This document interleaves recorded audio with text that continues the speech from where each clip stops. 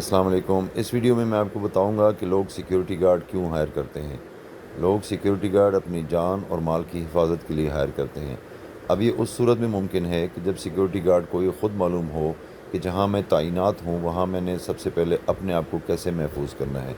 किसी भी इमरजेंसी सूरत हाल में उसने क्या करना है, उसने अपने आप को कैसे महफूज करना है, ये आपको एक डिटेल वीडियो में मैं बता रहा हूँ। प्रैक्टिकल भी आप देखेंगे। और वीडियो से पहले रिक्वेस्ट ये है कि इसको आखिर तक देखिए, इसको लाइक करें, सब्सक्राइब करें और दोस्तों के साथ ज़रूर शेयर करें। फायरिंग पोजीशन तीन क्यों है? पोजीशन इसको क्यों बनाई गई है? ठीक है, आपने एक लफ्ज इस्तेमाल किया होगा आड़ का इस्तेमाल, यूज ऑफ कवर। ये आड़ का इस्तेमाल क्या होता है? आड़ क्या होती है? अपने आप को छुपाना और टारगेट लेना, अपने आप को महफूज करके टारगेट लेना। अब पोजीशन जो है ना तीनों, ये आड़ भी आपको तीन ही किस्म के मिलते हैं। या ऐसा आड़ होता है कि आप खड़े हो सकते हैं, या ऐसी यूज ऑफ कवर होती है जहां बैठ के कर सकते हैं अपने आप को छुपा के, या तीसरा ये होता है कि लेट के कर सकते। इसके अलावा तो कोई बॉडी की कंडीशन ही नहीं है ना। या आप खड़े होके करेंगे, या आप कहीं बैठ के छुपेंगे, या आप कहीं लेट के छुपेंगे। तो तीन ही यूज ऑफ कवर्स होती है मोस्टली। अब पोजीशन जो है तीन इसलिए है कि आपको मौजूदा जगह के ऊपर जो मौका मौजूद है, जो आपके पास कवर मौजूद है, आड़ मौजूद है, आपने उसके मुताबिक पोजीशन ले लेनी है। मिसाल के तौर पर मैं अब यहां पे हूं, यहां मेरी ड्यूटी है, यहां पर। अब यहां मेरे पास खड़े पोजीशन के लिए आराम से आड़ की पोजीशन है। ठीक है जी। अब मिसाल के तौर पर मैं इस जगह पे अपना आड़ ले लेता हूं। ठीक है जी, यहां पे मैं आड़ लेता हूं और मैं टारगेट लेता हूं। यहां मैं खड़े होकर आराम से अपने आप को कवर कर सकता हूं। क्लियर? लेकिन अगर मेरे पास ये नहीं है तो मैं फिर बैठ के यहां से टारगेट ले लूंगा गाड़ी से। ठीक है जी, ये अभी मैं इसके साथ छुप सकता हूं, इसके साथ मैं अपना आड़ ले सकते, अपना एम मैं ले सकता हूं। ठीक है जी।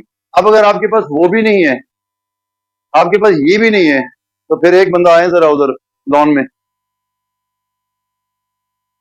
अब देखें ना, आपके पास ये पोजीशन है, आपके पास खड़ी पोजीशन भी नहीं है, जल्दी आपके पास खड़ी पोजीशन भी नहीं है, आपके पास बैठने की जगह भी नहीं है। तो फिर आप क्या करेंगे? आप यहां से लेट जाएं, वहां पे लेट के इधर आड़ बनाए, कोई एक बंदा लेट जाए, लेट जाए, लेटी पोजीशन बनाए। अब देखें ना, आपने टारगेट आपकी गेट पे लेना है, समझ आइए। अब ये आपकी पोजीशन है कि आपके पास दोनों पोजीशन अवेलेबल नहीं है, खड़े भी नहीं है, आपके पास बैठा भी नहीं है, तो आपने लेटी पोजीशन फौरन ले ली। बात समझ आ गई? यानी अकॉर्डिंग टू द सिचुएशन आप उस जगह के ऊपर आप बनाएंगे। समझ आ गई आपको? ये तीन पोजीशन होती हैं, खड़ा, sitting and lying position. Clear? अब इसमें यह होता है, इन पोजीशन के अंदर आपकी ग्रिप भी मजबूत है, आपका वेपन भी मजबूती से पकड़ा हुआ है, आपका टारगेट भी बिल्कुल स्ट्रेट है। समझ आ गई सर? खड़े हो जाएं। अब ये, अब आपका ये लेटे पोजीशन हो गया। एक आप बनाएंगे खड़े वाली। अब आप, अच्छा, अब आगे, अब आपने स्टैंडिंग पोजीशन में पकड़ना है। स्टैंडिंग पोजीशन का सर देखें ना, आपने आड़ लेनी है, आपने आपने कवर करना है अपनी बॉडी को, आप अपने आप को बचाकर फिर आपने करनी है। तो अब आपने जो करना है ना पोजीशन, अब आपने यूं पकड़ना है ताकि आपकी जो बॉडी है वो बिल्कुल छुप जाए, बिल्कुल छुप जाए कवर में।